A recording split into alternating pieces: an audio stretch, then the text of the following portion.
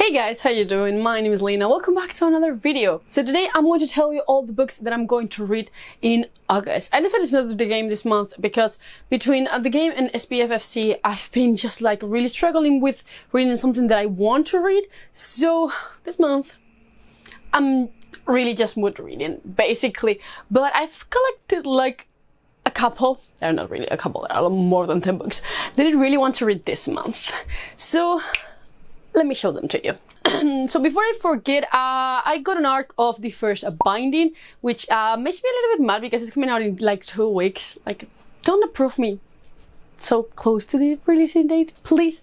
But still, I've heard nothing but incredible things about this book. If I'm being honest, I don't even know what this one is about, other than being a fantasy book, but every single person that has read this has said that is actually amazing and is incredible. It's going to be one of these super huge releases for this year. So I don't know, got me curious. So we're reading it this month. The other one that I will be for sure reading this month is the Voidwalker. The Voidwalker Collection. I was asked by the author to review this, and I said yes because it's kind of a dark fantasy from what he has told me, and it's set on a manor. I don't know. Sounds good. It's supposed to arrive closer to second week of the month, so I will start it then. But yeah, I'm actually pretty excited for this one. It's also like a companion of novellas, if I'm not mistaken, 1 to 8. But yeah, I'm really excited. So for the ones that I have physically, the first one is The Loop. So this is a sci-fi dystopia, if I remember correctly. But it's apparently about this guy who wakes up and is trapped in this continuous loop, and he has to get out. I've heard mixed things about it, but because I already own it, so I decided that it's about time that I read it. But yeah, I think like it's going to be kind of short read between all the fantasy books that I have chosen for this month, because I've been reading so much sci-fi lately that I've been craving a little bit of fantasy. So yeah, probably a good refresher between those tomes.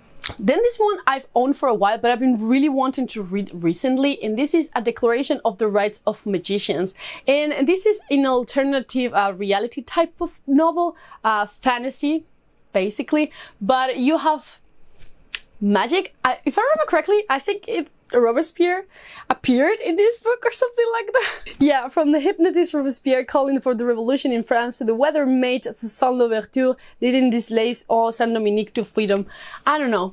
It sounds really bizarre. I've heard barely anyone talk about this book, but the people that I've actually heard talking about it said that it's highly underrated and is super good. So I'm really excited. I really want to try it, but yeah, I think it's this time. Also, I thought it was a standalone, but I've seen like a sequel cover. I don't know if it's a sequel or a companion. I will search it while I'm editing this. But yeah, look at this. It looks fucking beautiful. So I don't know, I completely thought it was a standalone when I bought it, but I might be mistaken. Then because I need at least a bit of sci-fi, I'm going to be reading Far From the Light of Heaven by Tade Thompson, which is actually the Space Sirens book for August. If I'm remembering correctly, I've been a mess reading those books, but this is apparently about a generational ship or something like that. Yes, I love when they are just like issues with this type of ship that is transporting like sleeping colonies or something like that. I don't know. It's just one of my favorite tropes. I've also have like a bit of how can I say this? I just don't have the best relationship with his books, because Rosewater, I thought it was going to be one of my favorites, but I don't know why. The main character was so fucking annoying as hell. The story was confusing, though it was a good story, but it was confusing as hell. I couldn't connect with that book at all. I'm still like torn between reading the sequel, so I'm pretty excited to give this author another chance. But I've heard that this is also pretty confusing. So I don't know, it might be one of those books that you're just like, okay, it's confusing in a good way. Let's hope so. Then I have here Soul Keeper. And hear me out, I'm very intrigued with the new book by this author, which I can't recall the name right now, but this one. So I remember that I own his first series. So, well, is this his first series? I don't think it's his first series. But I remember that I own this basically, and I just don't remember anymore what this one is about. Monster killers. Yes, apparently soul keepers are appearing dead, so they have to investigate what the hell is going on. I'm pretty excited. I've heard great things about the finale of this trilogy. Void keepers, might be. So I'm very excited. I don't know, I feel like I want this type of like immersive fantasy lately. I've been struggling a lot with finding a book that I really just want to keep reading. I've been just reading more because it's just like something that I do more than for enjoyment. So yeah, I really want this to be good. I have high hopes for this one. Then the author sent me the Rave a couple of months ago, but I was very busy with the other books, so now is the time for me to read it. I was planning on reading it this past month, but I ended up not really reading that much physically, so I couldn't make it in time for the India Court, but I will be reading this one next month. Look at the cover. I just really liked it. But in this one, you're going to follow Lena, and she lived with her grandparents, and now she has now she basically takes on these raves, which are basically like activities to hunt down monsters. I don't know, it sounds fucking great. I know, I have a good feeling with this one. I already had this one on my TBR before the author contacted me, so I was super glad that he did. But yeah, I will read it this month. Also have high hopes for this one. Then, I don't know, I've been thinking about this book for a while now, and I think it's about time, but this is A Hero Born. This is the Spanish edition because I was gifted this one for my birthday last year. So I will probably be reading in Spanish, or either just find the audiobook for it. I don't know, but one of the two. So honestly, no fucking clue what this book is about. This is the mysterious month where I don't know what anything is about.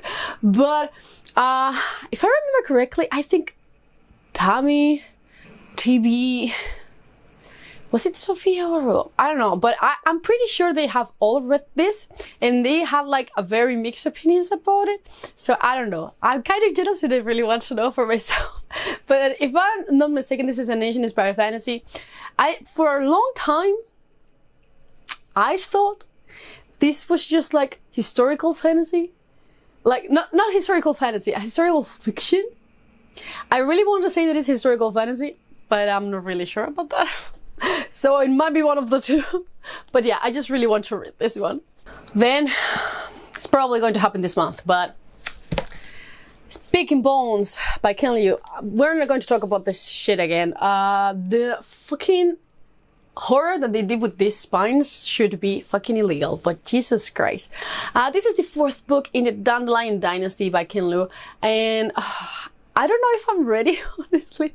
I found this one for like a month and a half already, and I don't know, I just don't want this to end, and I really want to like it, so I'm a bit scared about it. But yeah, I'm sure it's going to be fantastic like the other books in the series.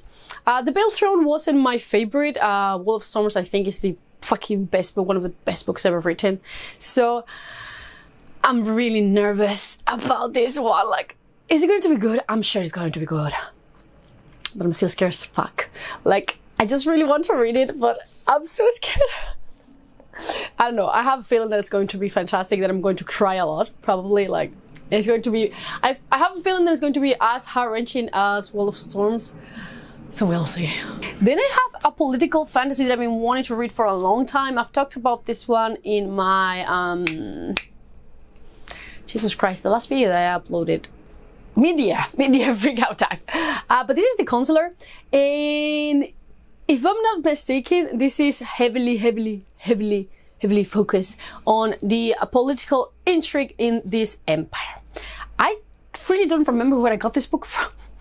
Honestly, I remember that I was searching for like political driven fantasy books, and this came out, and by the time that I found it, it wasn't out yet, and then it came out. I really didn't want to buy the hardcover because it was super expensive. I'd wait for the paperback. Then the paperback was released and it was as expensive as the hardcover, so I ended up buying this one. Here we are. But yeah, I just really want to read this one. I'm super excited. I got the audiobook for this because for some reason I prefer to listen to more political focus fantasy in general. I don't know why. It gives it like a different flow. I don't know. I'm weird like that. But yeah, I'm really excited for this one. It's probably my like most anticipated read of this month.